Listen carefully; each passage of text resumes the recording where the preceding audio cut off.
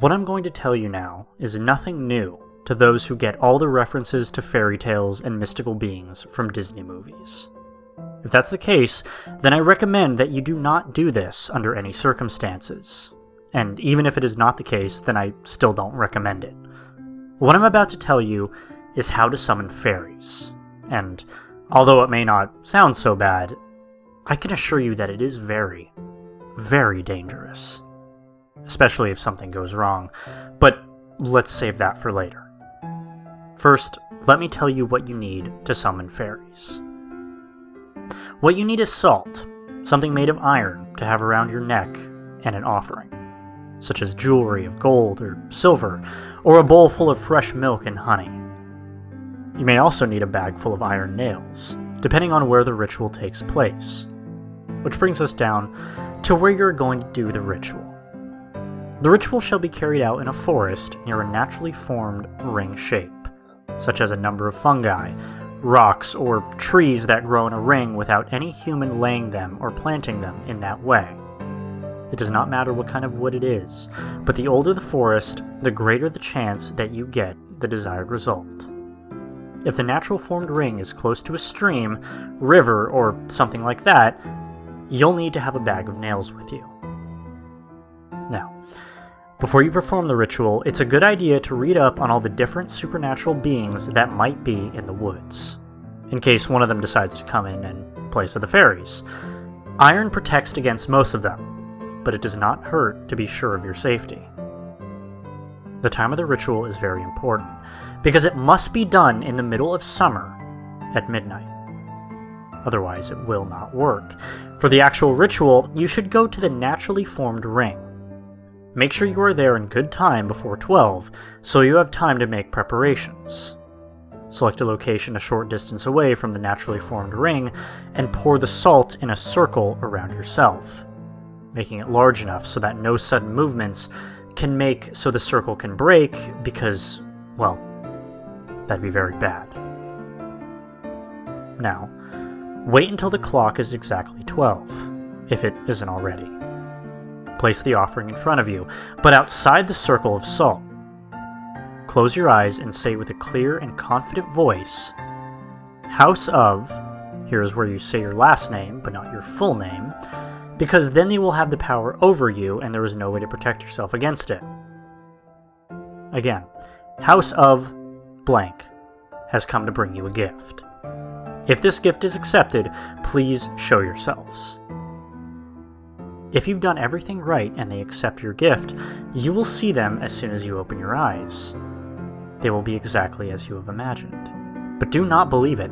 It's just a disguise, a glamour as it is also called. The salt reduces the power of their glamour, as it should reduce the urge to go up and touch them, so it will be easier to stand against it. It may also be that you're a person who has the gift to see through glamour spells, and will be absolutely terrified by what you see. If so, please do not run from there, because they will hunt you down and hurt you, because you will have insulted them. If you manage to survive it this far, you will receive an offer from the fairies. If it is anything to eat or drink, humbly refuse it by saying something complimentary and self-degrading, such as that you are too unworthy to eat or drink something so pure and royal. You will do yourself a great favor that way. After you've turned down their offer of food or drink, they will offer you to participate in a game of guess what? If you've never played the game before, it goes like this. One must describe something it thinks of in one word, and the other will try to guess what it is by asking different questions. It might sound simple, mainly because of the fact that fairies cannot lie, but they are experts at bending the truth. If you win the game, you will get a gift. But if you lose, you will get a mission that probably will not be pleasant. When the game is over and the winner has decided it is time for you to bid farewell, it is now when you really get to know if you have succeeded with the ritual or not. Say the most humble goodbye you can say, then close your eyes. Turn around and step out of the circle of salt. Remember to keep your eyes closed the whole time. Once you have stepped out of the salt circle, you can open your eyes again. If the ritual functioned as it should have, and you have done all things right, then you should be able to go out of the woods unhindered. If you have performed the ritual near a stream, you might then see a beautiful white horse in front of you. Throw the bag of nails in the creek and run for your life, as you've just met a brook horse, also known as a kelpie, and your life is in danger, and it does not matter if you've managed to summon the fairies or not. If you have failed the ritual, it will all seem like you have succeeded in the beginning, but when you try to leave the forest, it will feel cold and threatening. Trees will seem to move, and you will hear terrible sounds behind you. Now you should run, and keep a firm grip on the iron objects you have around your neck. You will feel thousands of tiny claws and teeth burrow into your skin and hands, with unnaturally long fingers grabbing hold of your legs. Just keep running, and do not lose the iron object you have around your neck. For as long as you have it, you will have a chance to survive. If you drop it, then they will take you to their home, where they will have the most horrible party you have ever imagined, and you will be the main attraction. Your screams of pain and fear.